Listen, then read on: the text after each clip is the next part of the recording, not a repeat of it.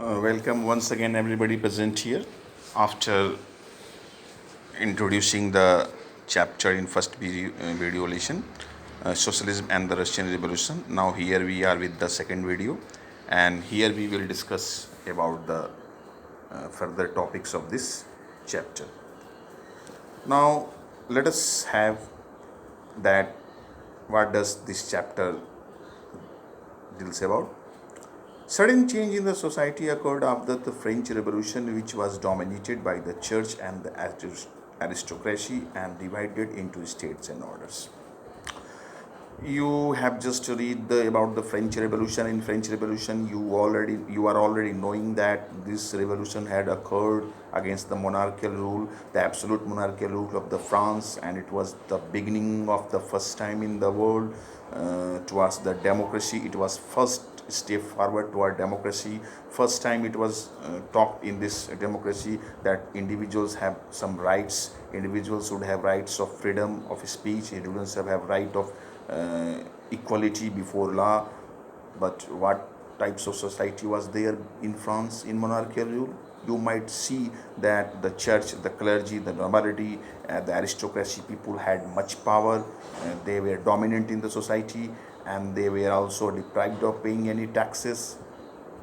But when the French Revolution occurred and the monarchical form of government was replaced, first it was going to be the constitutional monarchy. A national assembly was formed. The power was divided among national assembly and the king. Then it is being called as a constitutional monarchy.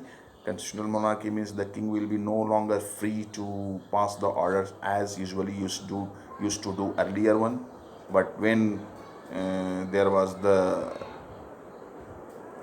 convention rule, when there was the reign of terror 1792 to 1793, the whole of the people of France, it means all adult people, were given right to vote, and the monarchical, the king was totally punished, and France was declared republic.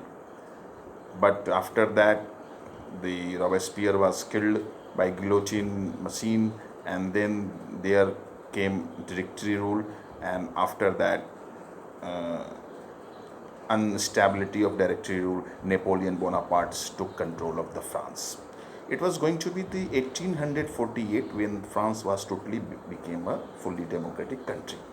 But after the French Revolution, the people had started to think that what sort of society should be, what sort of government should be there, what sort of rules should be there, because people had just had a notion that even the monarchical rule can be replaced and the other form of government may be organized. So what sort of society should be there, what sort of government should be there? Accordingly, the people were divided into three groups. किस तरह का France की क्रांति ने लोगों को यह सोचने का मजबूर किया, लोगों को यह रास्ता दिखाया कि अब फ्रांस के लोग ये सोचने लगे, यूरोप के लोग ये सोचने लगे कि समाज कैसा हो, उसका शासक कैसा हो, समाज में किस तरह से शासन चले। अब इस तरह की बात को सोचकर यहाँ के लोग तीन भागों में बढ़ गए, तीन ग्रुप के लोग हो गए कि समाज में अब तो चूँकि हमेशा से राजतंत्र चला आ रहा था, लेकिन क्रांति हुई तो राजतंत्र खत्म हो गया। तो काश राजतंत्र खत्म हुआ तो लोगों के अंदर एक विश्वास हुआ कि राजतंत्र भी खत्म हो सकता है और दूसरी तरह की भी शासन व्यवस्था आ सकती है। तो वो शासन कैसा होना चाहिए, समाज कैसा होना चाहिए, किसको कितनी अधिकार मिलना चाहिए, इस तरह की बातों को विचार करके समाज तीन भागों में बट गया। एक ग्रुप का नाम पड़ा लिबरल्स, दूसरे का नाम पड़ा रेडिकल्स, एंड थर्ड का नाम पड़ा कंजर्वेटिव्स। तो after French revolution the society of Europe was divided into three groups of people. अब ये तीन ग्रुप के लोग थे, इनकी क्या सोच थी, ये क्या सोचते थे, कैसा समाज हो, कैसा शासन हो, ये इनकी विचारधारा थी। मेन आइडियाज़ इनके अलग अलग थे। तो first of all let have a look on the liberals. सबसे पहले हम लिबरल्स के बारे में देखते हैं। लिबरल्स क्या सोचते थे? Wanted a nation which tolerated all religions. Liberals चाहते थे कि देश ऐसा होना चाहिए जिसमें सभी धर्म को एक इक्वल सम्मान मिले, सभी लोगों को मतलब बराबरी का सम्मान मिले। अब यूरोप में कहिएगा कि अलग अलग धर्म के लोग रहते थे क्या? Was there people of different religions? Were there people of different religions?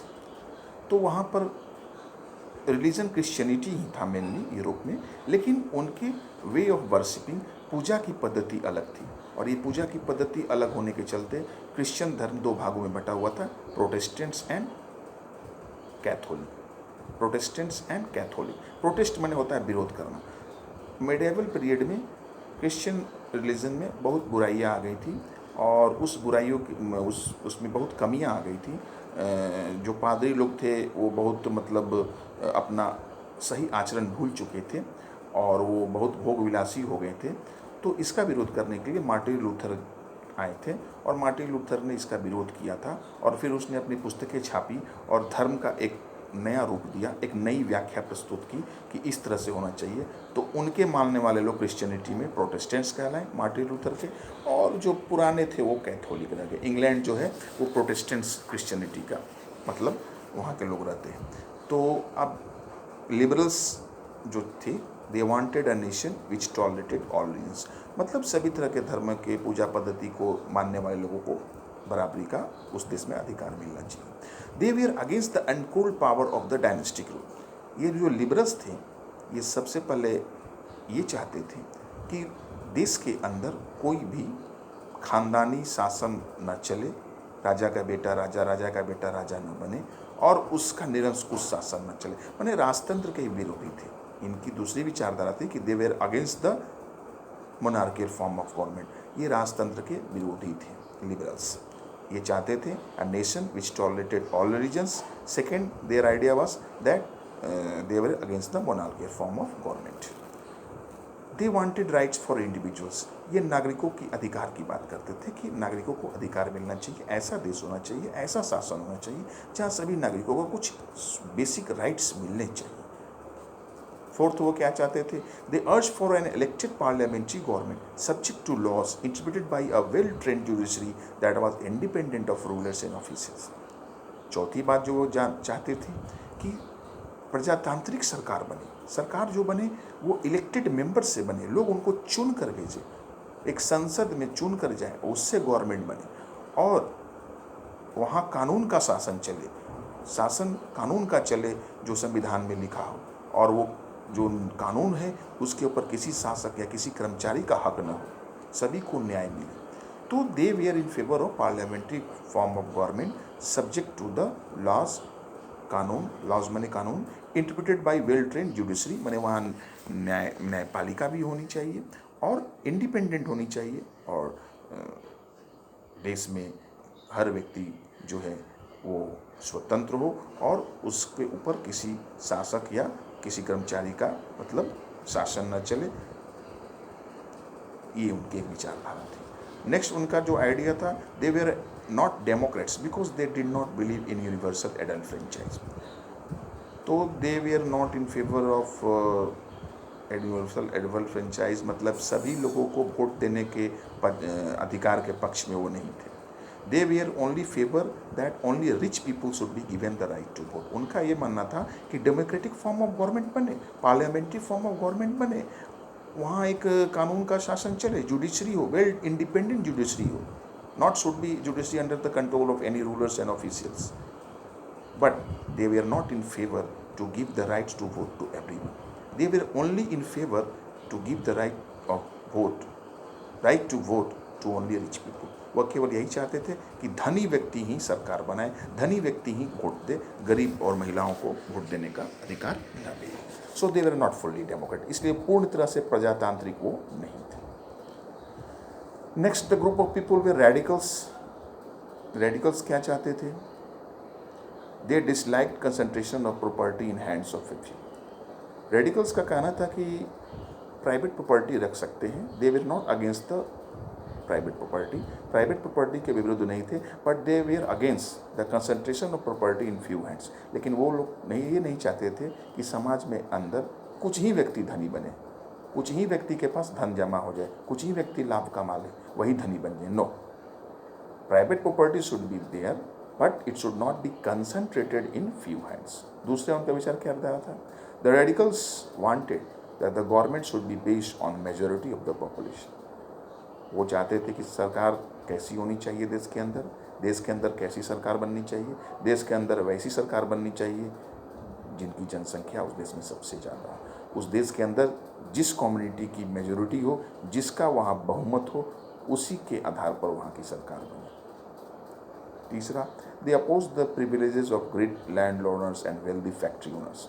Radicals ये नहीं चाहते थे कि जो बड़े बड़े ज़मीन के मालिक हैं, सामंत हैं, ज़मींदार हैं और जो बड़े बड़े फैक्ट्री के मालिक हैं उनको ज़्यादा पावर मिले। वो समाज में इक्वलिटी की बात करते थे। They were against wishes power, जैसे कि फ्रेंच सोसाइटी में देखते थे 3 स्टेट में बटा हुआ था French society. First state clergy, second state nobility. इन लोगों को बहुत पावर था, बहुत उन लोगों को अधिकार मिले हुए थे। तो रेडिकल्स का कहना था कि सोसाइटी में बड़े बड़े जो लोग हैं, लैंडलॉर्ड्स और जो वेल्दी पर्सन है, they should not be given much privilege, उनको ज़्यादा सुविधाएं, ज़्यादा अधिकार नहीं मिलना चाहिए। So what were their three ideas? The government should be based on the majority of population in the country. They were not against the private property, but they were against the concentration of property in few hands, and they were also opposed to the privileges provided to the landowners and factory owners. The third group of people are those who are called conservatives. Conservatives means रूढ़िवादी, जो मतलब पुराने विचारों को, पुराने मान्यताओं को मानते हो, नयापन नहीं चाहते हो, नई नई चीज़ें वो पसंद नहीं करते हो, उनको पुरानी चीज़ें ही अच्छी लगती हैं। पुरानी चीज़ें राजतंत्र था, पुरानी चीज़ें मोनार्कियल फॉर्म ऑफ गवर्नमेंट था। तो the conservatives thought that a change was inevitable but believe that the past had to be respected. Conservative का कहना था कि परिवर्तन को रोका नहीं जा सकता है, परिवर्तन होकर रहता है, परिवर्तन संसार का नियम है, लेकिन this change should be slow, लेकिन ये धीरे धीरे होना चाहिए। The past should be respect, पुरानी चीज़ों का भी सम्मान देना चाहिए। The monarchy, the king, the palace, it should be given respect. ये जो पुरानी चीज़ है समाज में, अभी तो लोग चाह रहे हैं कि अब गवर्नमेंट किस तरह से बने, समाज किस तरह से चले, इसके लिए लोग अब डेमोक्रेसी की बातें करना शुरू कर दिए हैं, इंडिविजुअल राइट्स की बातें शुरू कर दिए गए हैं। लेकिन कंजर्वेटिव्स क्या चाहते थे? कंजर्वेटिव्स चाहते थे कि past should be respected and change should be slow. So in this way we come to know that there were three groups of people and they had different ideas about what sort of government should be there in a country, how the society should be organized, how the concentration of money should be there, which types of people should be given the voting power, and which types of government should be formed within a country. तो किसी भी देश के अंदर सरकार कैसे बननी चाहिए, लोगों को कितना पावर मिलना चाहिए, ये सब चीज़ों को लेकर लोग 3 भाग में बटे हुए थे, और ये थे liberals, radicals and conservative. Okay.